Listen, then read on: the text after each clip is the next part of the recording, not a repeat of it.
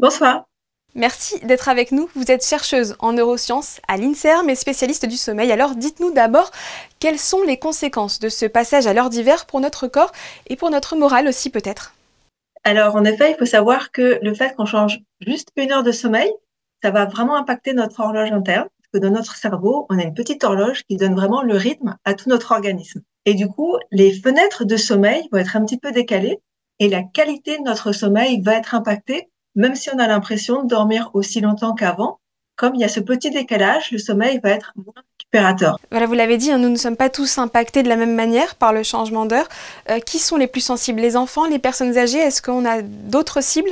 Il y a beaucoup de personnes qui souffrent déjà de pathologies du sommeil ou d'autres pathologies pour lesquelles ce changement va renforcer les troubles du sommeil. Donc, en effet, pour ces personnes-là, c'est très important de mieux s'exposer à la lumière parce que ça va être très important pour recaler notre horloge et de faire attention aussi à la régularité des repas parce que c'est un autre facteur qui va être pris en charge par notre horloge interne pour la rythmer, pour avoir des bonnes fenêtres de sommeil et avoir la meilleure qualité de sommeil possible. Manger à des heures fixes, c'est ça? Et étaler un petit peu pour adapter, surtout pour les plus petits, le sommeil dans la semaine, les jours avant, les jours. Comment est-ce qu'on peut s'organiser? Voilà, si on arrive à anticiper, tant mieux. Si on a oublié, en général, c'est pas trop grave parce qu'heureusement, il y a des vacances scolaires pour ceux qui ont la chance d'en avoir. Le plus important, c'est d'observer une régularité des rythmes de coucher et de lever.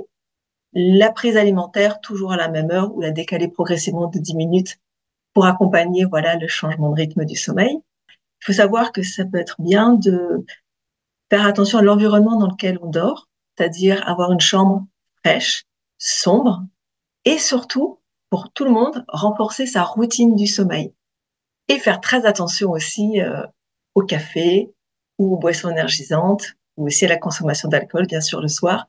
Et bien que ça va aider à l'endormissement, ça va fragiliser le sommeil.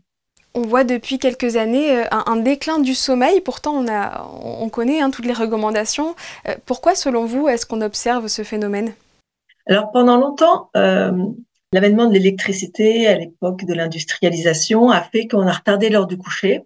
Après, il y a eu les téléviseurs, maintenant il y a les smartphones, les écrans, tout le monde est équipé. Il y a la lumière bleue qui retarde la synthèse de la mélatonine, qui retarde l'endormissement.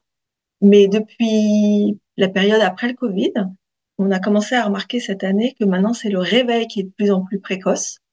Donc pourquoi? C'est peut-être dû au fait qu'il y a un peu une anxiété, un stress dans la population, et on sait que le stress va impacter la qualité et la durée du sommeil.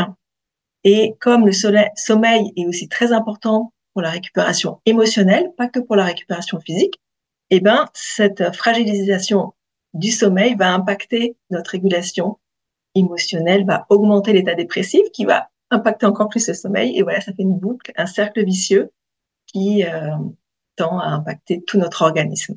Et si je puis ajouter, quand même, il faut savoir que le sommeil, c'est très important, non seulement sur le court terme, parce que ça permet le maintien de la vigilance, l'apprentissage, la stimulation des défenses immunitaires, le nettoyage du cerveau, la régulation du métabolisme du glucose, mais aussi sur le long terme, parce que ça favorise toutes les maladies cardiovasculaires, le diabète, certains cancers, les maladies neurodégénératives.